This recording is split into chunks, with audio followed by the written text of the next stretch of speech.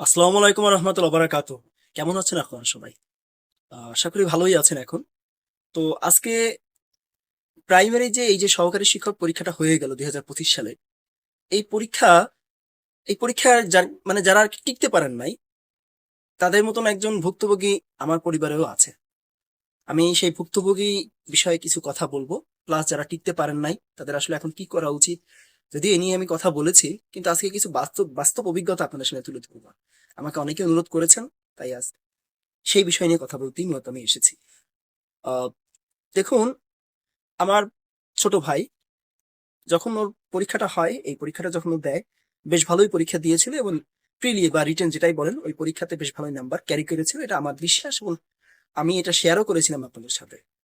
তো ওর ভাইবা পরীক্ষা যেদিন ছিল, তার আগে তো কাগজপাতির অনেক ঝামেলা থাকে, সেগুলো সমাধান করে আমরা ভাইবা পরীক্ষা যেদিন থাকে সেদিন গিয়েছিলাম। ওর পরীক্ষা ছিল বিকেলের দিকে। সকালের দিকে অনেকেই পরীক্ষা দিয়েছেন এবং অনেকের সাথে আমার সরাসরি দেখাও হয়েছিল। আপনারা হয়তো বা এই ভিডিও যদি কারোর সামনে এসে থাকে, আপনারা হয়তো মানে তাদের মনে আসতে পারে আরকি। তো অনেকের সাথে আমার দেখা হয়েছিল। অনেকের সাথে। আমি তাদের চিনতামও না, তারা আমাকে চিনতে পেরেছেন। তারপরে আমি তাদের সাথে পরিচিত হয়েছি। তো যেটা হয় আরকি, ভাইভাতে আমি এসে একটু জানতে চেষ্টা করেছিলাম যে কি ধরনের প্রশ্ন আসতেছে। প্লাস আমি আগে এসেছিলাম ওর কাগজপাতিগুলো নিয়ে, যাতে করে কোনো কিছু যদি দরকার পড়ে যেন আমি আগে সবকিছু কমপ্লিট করতে পারি, পরবর্তীতে ও রেডি হয়ে চলে এসেছি। তো যেহেতু দুপুরের পরে পরীক্ষা ছিল, পরীক্ষা শুরু হওয়ার কথা ছিল ২টায়, কিন্তু শুরু হয়েছিল প্রায় পৌনে ৩টার দিকে। এর আগে যত ভাইবা পরীক্ষা হয়েছে ৩টা বোর্ড ছিল। আমি সব জেনেছি কেমন কি পরীক্ষা হচ্ছে, কতক্ষণ ধরে ধরতেছে বা কি কি ধরতেছে প্রশ্ন, সবই মোটামুটি জেনে ওকে ওর সাথে শেয়ার করি। এবং আমার সামনেই ওর সিরিয়াল যা ছিল আর কি, তার আগে বহুত লোকের সিরিয়াল ছিল, বহুত ক্যান্ডিডেটের সিরিয়াল ছিল, তারা পরীক্ষা দিয়েছে এবং তাদের পরীক্ষা বেশ ভালোই হয়েছে এবং আমি দেখেছি, এবং তারা খুব হাসতে হাসতেই পরীক্ষার হল থেকে বেরিয়েছেন এবং খুব সুন্দরভাবে পরীক্ষা দিয়ে চলে গেছে। সবার যে একরকম তা না, বাট কিছু মানে ম্যাক্সিমামেরই ভালোই পরীক্ষা হয়েছে আর কি। এখন বিষয় হচ্ছে, ওর যখন সময় আসে তখন সন্ধ্যা হয়ে গেছে আর কি, মাগরিবের নামাজের আজান হয়ে গেছে, নামাজের পরে ওকে ডাকা হয়। ও যখন ঢোকে, তখন ঢোকার পর থেকে শুরু করে নানা ধরনের বিব্রতকর প্রশ্ন ওকে করা। প্রথম প্রশ্নই হয় ও যে ড্রেস আপ করে গিয়েছিল সেই ড্রেস আপ নিয়ে, অথচ ড্রেস আপ কিন্তু, দেখুন আমি তো পরীক্ষা নিজেও দিয়েছি, প্লাস আমিও মানে যে ধরনের ড্রেস আপ করে গিয়েছি, আমার ভাইও প্রায় same to same dress up নিয়ে পরীক্ষা হলে গিয়েছি না। আমি আগে পরে যে ধরনের ড্রেস আপ করে পরীক্ষা দিয়েছি সেরকম।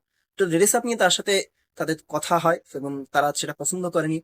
পরে ওকে অনেক ধরনের বিব্রতকর প্রশ্ন করা হয়, সেটাও ও হ্যান্ডেল করার চেষ্টা করে এবং পরবর্তীতে ওকে বোর্ডে ডাকা হয়, আরো অনেক ধরনের প্রশ্ন করা হয় আর কি। তো ভাইবা পরীক্ষাটা দিয়ে যখন সে আসে, তখন ওর মনটা অনেক খারাপ ছিল। ও আমাকে বলেছিল, দাদা হয়তো বা আমার চাকরিটা হবে না।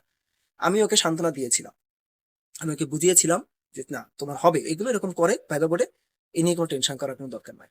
তো যেগুলো জিজ্ঞাসা করা হয়েছিল তার মধ্যে দুই একটা প্রশ্ন বাদে বাকি সবগুলোই সে পেরেছিল। আর বিব্রতকর অবস্থার কথা বাদ দিলাম, ওটা বাদে। তো রেজাল্ট যখন আসলো তখন ওর হয়নি। কিন্তু যারা আপনারা জানেন যে আমার ভাইয়ের পরীক্ষা কেমন হয়েছিল, তাতে যদি কেটে কুটেও ৮৩ অন্তত যদি থাকে বা ৮৪ থাকে, তার সাথে যদি ভাইভাতে ৫ মার্কও হয়, তাতে অন্তত রেজাল্ট আসার কথা ছিল। কিন্তু চাকরি হয়নি।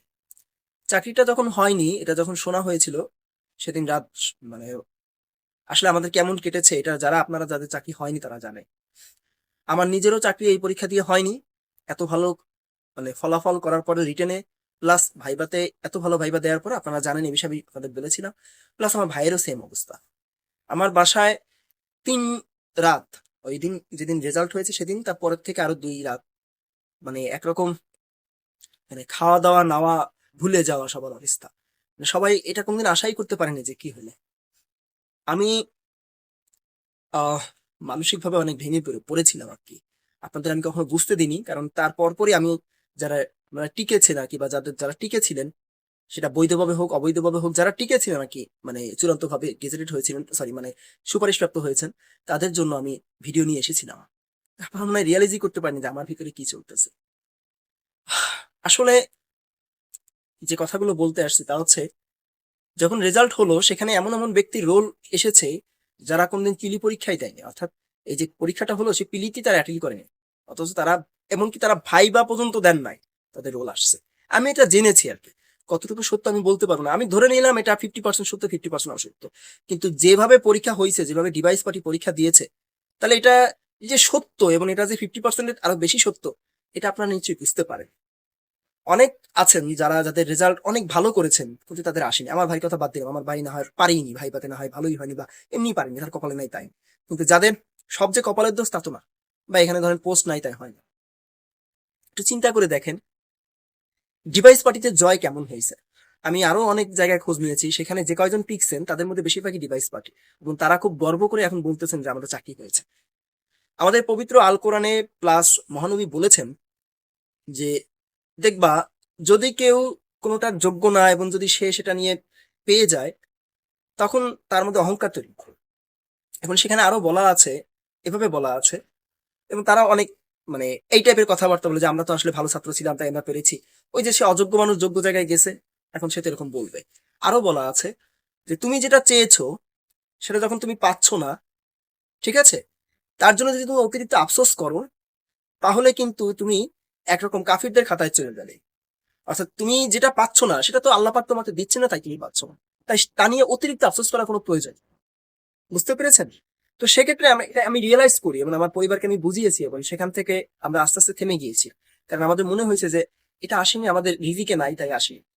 হয়তো এর থেকে ভালো কিছু আল্লাহ পাক লিখে রেখেছেন। আল্লাহ আল্লাহ তো মানে সর্বোত্তম পরিকল্পনাকারী, তিনি জানেন।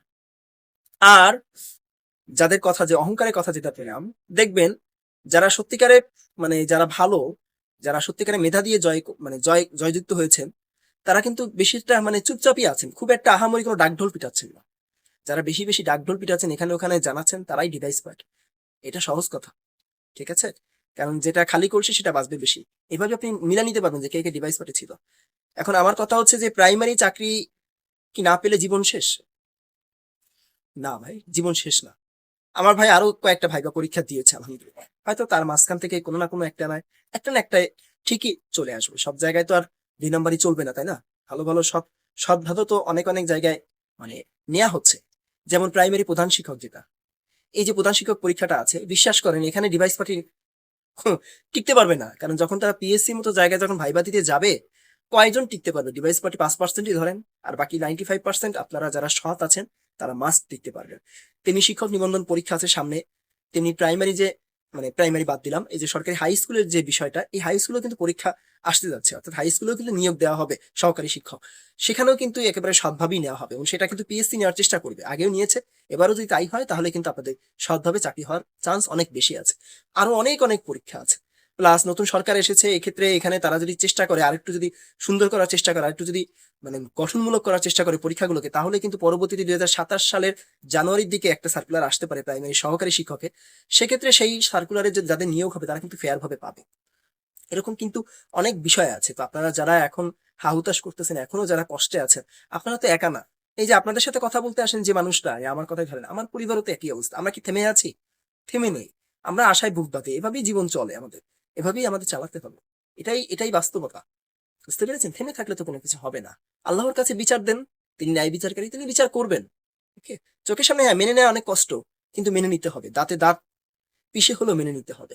আর একটা জিনিস মনে রাখবেন, এই যে এত কথা বললাম, এই যে যারা ডিভাইস পার্টি আছেন, এদের মাঝখান থেকে যারা সহকারী শিক্ষকে যারা চান্স পেয়েছেন, এরা কিন্তু প্রাইমারি প্রধান শিক্ষক পরীক্ষাও দিবে, ঠিক আছে? এবং শিওর থাকেন এরা টিকতে পারবে না, ওই সিটগুলো আপনারা পেয়ে যাচ্ছেন ইনশাল্লাহ। আর আরেকটা কথা, যারা সহকারী শিক্ষকে টিকতে পেরেছেন তারা যখন প্রধান শিক্ষক পরীক্ষা দিতে যাবেন, এবার যারা টিকেছেন আর কি, আমি এই কথাটা আজকে বলে দিচ্ছি, জানি এই কথাটা অনেকটা কন্ট্রোভার্সিয়াল কথা হবে, বা অনেক মানে মানে পক্ষপাত দুষ্ট কথা হবে, কিন্তু তারপর এটা সত্য, যেটা বাস্তবতা সেটা মানতে হবে। যারা আবার প্রাইমারি সহকারী শিক্ষকে টিকেছেন এবং যারা জয়েন করতে যাচ্ছেন, তারা যখন প্রধান শিক্ষকে পরীক্ষা দিতে যাবেন এবং যদি সেখানে আপনারা টিকতে পারেন, সরি মানে সেখানে যদি পরীক্ষা দেন, সেখানে যদি ভাইবা যেতে পারেন, আপনাকে যদি জিজ্ঞাসা করা হয় আপনি এখন বর্তমানে কি আছেন, কোন নিয়োগে চাকরি পেয়েছেন, যদি এই নিয়োগের কথা বলেন এবং এই নিয়োগে চাকরির কথা বলেন, তাহলে আপনার ওই প্রধান শিক্ষক পদে চাকরি পাওয়াটা বলতে পারেন যে একরকম 80%ই নট, অর্থাৎ আপনি ওখান থেকেই নট আউট, সরি ওখান থেকে আউট, কিকড আউট, আপনাকে নিবে না। কারণ যেহেতু আপনি এই নিয়োগে এখানে সহকারীতে পেয়ে গেছেন, আপনাকে আর প্রধান শিক্ষকে নিবে না। বরং যারা পান নাই তাদের আরো প্রাইমারি প্রধান শিক্ষকে মানে নিয়োগ পাওয়ার সম্ভাবনা সবচেয়ে বেশি, সবচেয়ে বেশি। এখান থেকেই অনেকে আছেন যারা অনেক মেধাবী হওয়া সত্ত্বেও পান নাই চাকরি, কিন্তু ওখানে গেলে ঠিকই পাবেন। তাই প্রাইমারি প্রধান শিক্ষকের যদি প্রাইমারি আপনাদের টার্গেট হয়ে থাকে, প্রাইমারি প্রধান শিক্ষক পরীক্ষার জন্য খুব ভালোভাবে পড়াশোনা করুন। আপনারা কিন্তু আপনাদের চান্স পাওয়ার সম্ভাবনা অনেক বেশি। আমি জানি এই যে কথাটা কেবল বললাম এটা আমাকে অনেকেই ভুল দেবে না, এরকম তো কোনো কিছু হবে নাকি, কি হবে, বাট বিশ্বাস করেন আমি তো পিএসসি দিয়েছি ভাই, আমি তো জানি পিএসসি ওনারা কি করেন। মানে যারা সাধারণত চাকরিতে আছেন, যারা অলরেডি ক্যাডার হয়েছেন, তারা যদি আবার ক্যাডার হতে চান, তাদের অনেক ঘাত প্রতিঘাত সহ্য করে আসতে হয় এবং দেখা যায় তারা হয় না। এবং এসএসসি বিসিএস কিন্তু যারা ক্যাডার ছিলেন অলরেডি 44-এ বা অন্যান্য ক্যাডার যারা ছিলেন, তারা যখন পরীক্ষা দিয়েছেন এসএসসি রেজাল্ট হলো, সেখানে কিন্তু তাদেরকে খুব বেশি নেওয়া হয় না, খুব কম নেওয়া হয়েছে। বুঝতে পেরেছেন? তাই সহকারী শিক্ষকে যারা এবার চান্স পেয়ে গেছেন 2025-এ, তারা যখন জয়েন যদি করেন এবং তারপরে যদি ওই পরীক্ষাটা হয় প্রধান প্রাইমারি প্রধানের এবং যদি ভাইবা হয়, তাহলে শিওর থাকেন তাদের চাকরি না পাওয়ার সম্ভাবনাই সবচেয়ে বেশি। বরং আপনারা যারা না পেয়েছেন তারা আরো বুক ফুলিয়ে পড়েন, কারণ আপনাদের কিন্তু এটা অনেক বেস্ট একটা চান্স। ঠিক আছে, আরো অনেক অনেক চাকরি পরীক্ষা আসতে যাচ্ছে, যাদের বয়স শেষ, তারা ইনশাল্লাহ ইনশাল্লাহ অবশ্যই পাবেন। না পাওয়ার কোনো কিছু নাই, আফসোসের কোনো কিছু নাই। আল্লাহর কাছে তো বিচার দিয়ে দিয়েছে।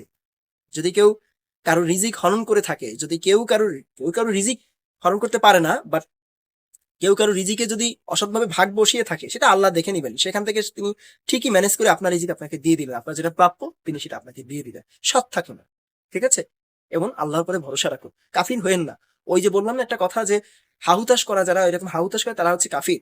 এই কাফিরের পর্যায়ে নিজেকে নিয়ে যেন না। না হলেও আলহামদুলিল্লাহ, হলেও আলহামদুলিল্লাহ, না হলেও শকর আলহামদুলিল্লাহ, হলেও শকর আলহামদুলিল্লাহ। সবসময় আল্লাহকে স্মরণ করে দেখবেন, আপনার সম্মান আল্লাহ এমনিতেই দিয়ে দিবেন। আমি পেরেছিলাম না, আমি যদি আজকে প্রাইমারিতে যেতাম ওই মুহূর্তে 2019 সালে, তাহলে কিন্তু আমি আজকে বিসিএস অফিসার হতে পারতাম না। বুঝতে পেরেছেন? আমি কিন্তু সত্যায়িত করতে পারতাম না, কারণ আমি প্রাইমারি নিয়ে মাতামাতি করছি অনেক বেশি, ভাবছি বাড়ির পাশের চাকরি সবচেয়ে ভালো চাকরি, এটাতে থাকি। কিন্তু যাদের লক্ষ্য অনেক বড়, তাদের কিন্তু অনেক দূর যেতে হবে। তাই আল্লাহ পাক খুব ভালো করে জানেন আপনার জন্য কোনটা ঠিক। যদি আপনার লক্ষ্য অনেক বড় হয়ে যায়, তাহলে এই প্রাইমারি চাকরি আপনার জন্য না। কিন্তু আপনার লক্ষ্য যদি প্রাইমারি চাকরি হয়, আবার যদি আপনি সেখানে স্থির থাকতে পারেন, তাহলে আল্লাহ আপনার ওই নিয়াতেই আপনাকে স্থির রাখে ইনশাল্লাহ। আজ না হোক, ইনশাল্লাহ কাল হয়েই যাবে, অবশ্যই হবে। কয়দিন 2 নম্বরই করে আপনাকে ঠেকাতে পারবে, তাই না? আপনাকে ঠেকাতে পারবে, আল্লাহ পাক ঠেকাতে দিবেন না। ওকে, এতটুকুই বলা আছে। আজকে এই পর্যন্ত বিদায় নিচ্ছি। অনেক কথা বললাম, আমার কোনো কথায় কষ্ট পাবেন না। আমি বাস্তবতা তুলে ধরলাম, এরকমই হয়। এবং আমার প্রত্যেকটা কথা দেখবেন যা বলি, এটা বেশিরভাগ ক্ষেত্রে খেটে যায়। কিভাবে খাটে এটা কাকতালীয় ভাবে আল্লাহ পাকে হয়তো খাটান, বাট খেটে যায়। তো আল্লাহই সবকিছু, আমি কোনো কিছুই না। আমি শুধু যেটা হতে পারে, আমার যেটা মনে হয় আমি সেটা বলি, মাঝে মাঝে খেটে যায়, বেশিরভাগ ক্ষেত্রে খেটে যায়, এই আর কি। তবে যে মানে যেহেতু অভিজ্ঞতাটা ম্যাটার করে, সেই অভিজ্ঞতা থেকে বলি, তো তাই খাটে আর কি। তো সেই অভিজ্ঞতা থেকে এই কন্ট্রোভার্সিয়াল যে কথাগুলো একটু আগে বললাম, সেগুলো বললাম আর কি।